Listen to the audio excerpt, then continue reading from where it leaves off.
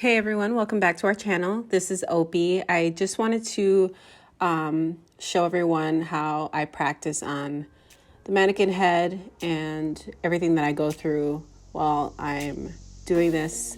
I ended up moving all of my supplies and everything to my apartment to make it easier on myself, while my lash room was really far away, so everything was just too much. But anyway, I don't know. I really don't know how to do this. So here I'm just showing you how I fan my lashes. I use the pinching method. I'm using everything lip-bay, the lashes, the lash glue, the tools, the tweezers. I did get the mannequin head on Amazon, as well as the lash strips.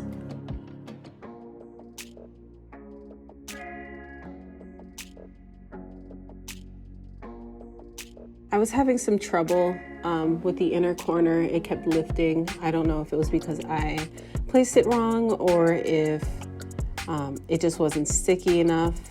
I'm not sure, but I'm using lengths 13 through 15 in the style doll. Like, that's the lash map that I'm using.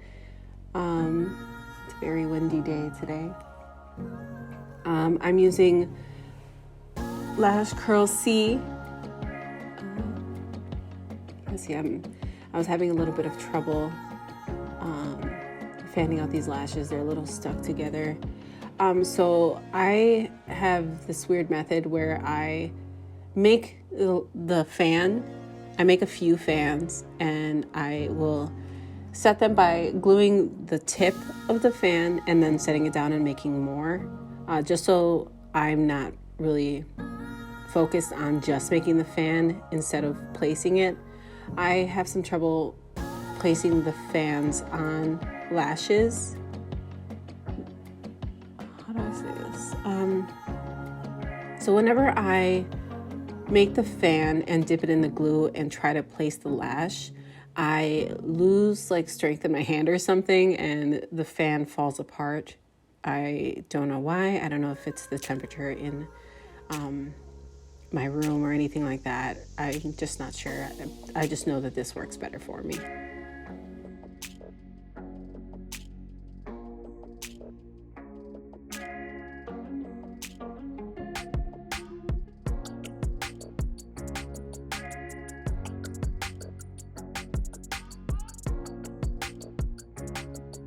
After a while, my temperature and the humidity in the room was starting to work with me, and the lashes were sticking pretty well. Just gotta brush through them, make sure there aren't any stickies. I always practice when I don't have a client, or if I'm just bored one day and I don't know, I have nothing else to do, high off of coffee.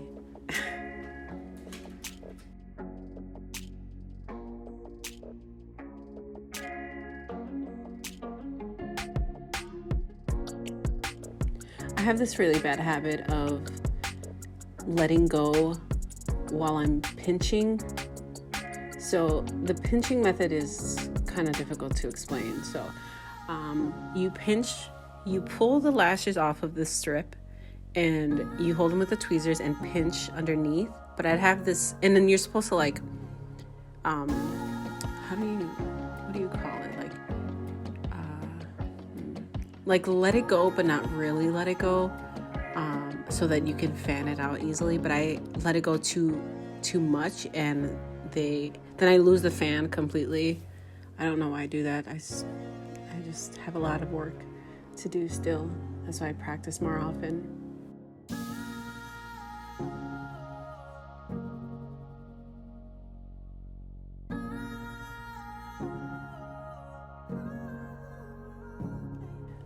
I have really long, like healthy lashes, natural lashes. So and I've been getting my lashes done for, 4 years now.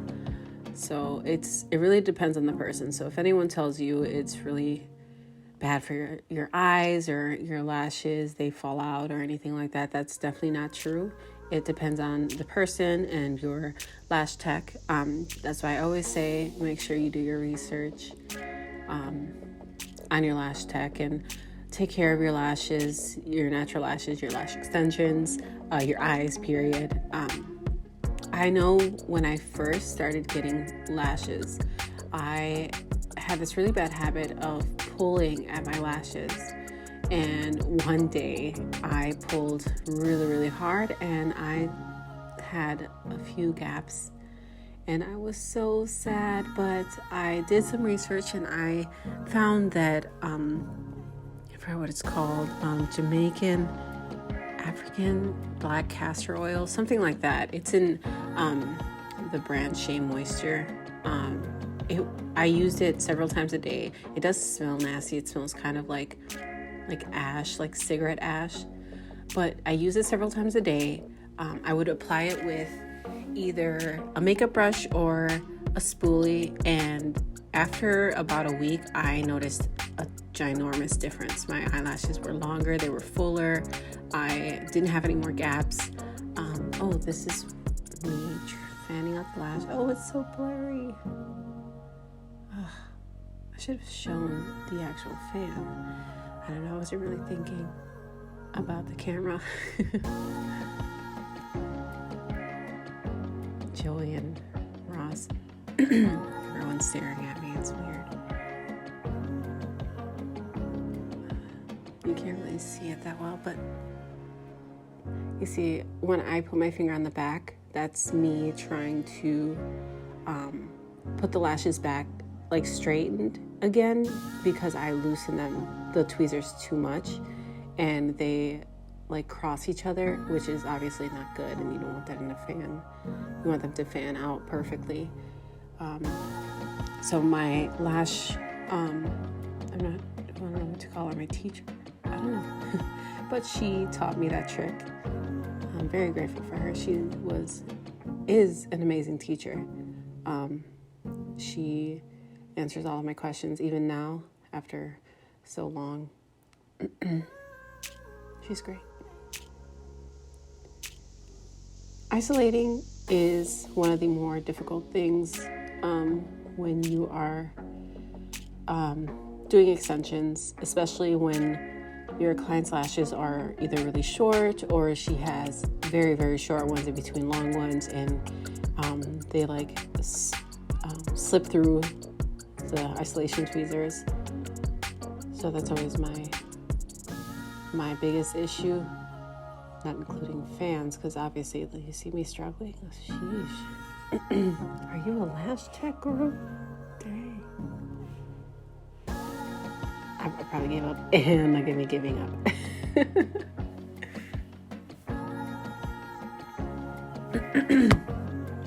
See the Friends cast, they're judging me.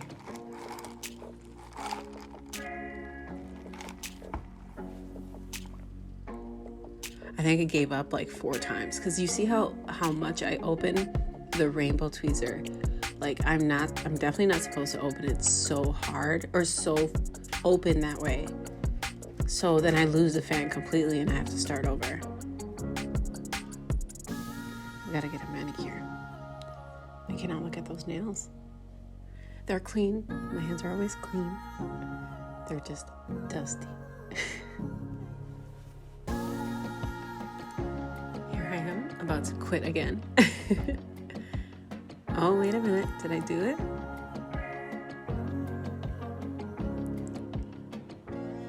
You see, so I made... Oh, wait, did I make a few already? I wasn't paying attention. Terrible.